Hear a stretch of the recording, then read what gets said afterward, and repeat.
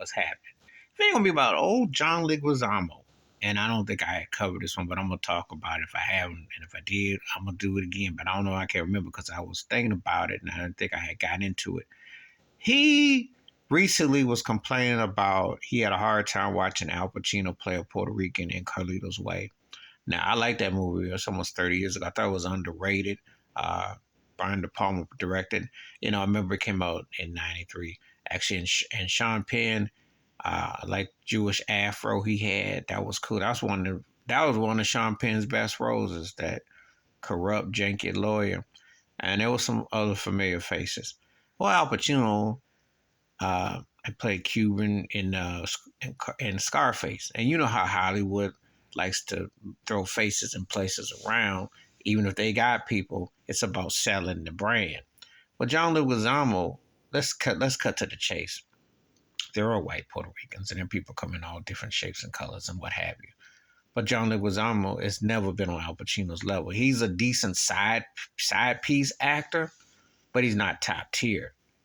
He did good in Carlito's Way, you know, but he has never been a household name. And he's known for whining and crying and going on. A lot of them cry a lot of times, you know.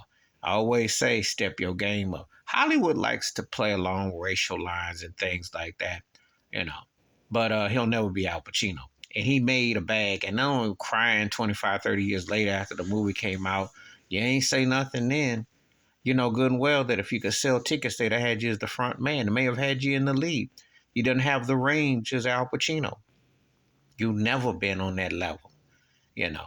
But he's cried about Will Smith. He cried. I think that's the thing. He's cried about some other things. I don't like no whiny jive turkey who ain't nobody really thought about in 2 decades. We come up here crying about this role and this, and I'm offended if you're so shocked and everything.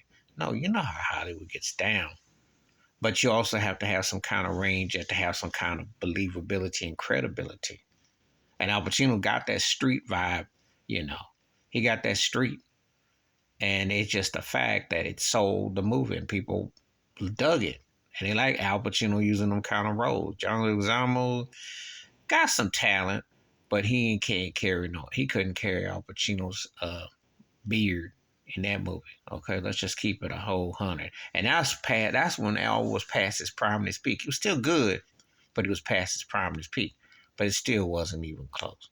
It wasn't even close, you know. But anyway, please give me your thoughts and takes. Please like, subscribe, or thoughts and comments, and I do respond. Wash your hands, keep your mind clear, watch out for nothing, share the video if you want to. And I don't like to hear entertainers and people, when they've been successful in a project, and come out and crying about something when they cashed them checks, because that was a role that kept you working. I'm out.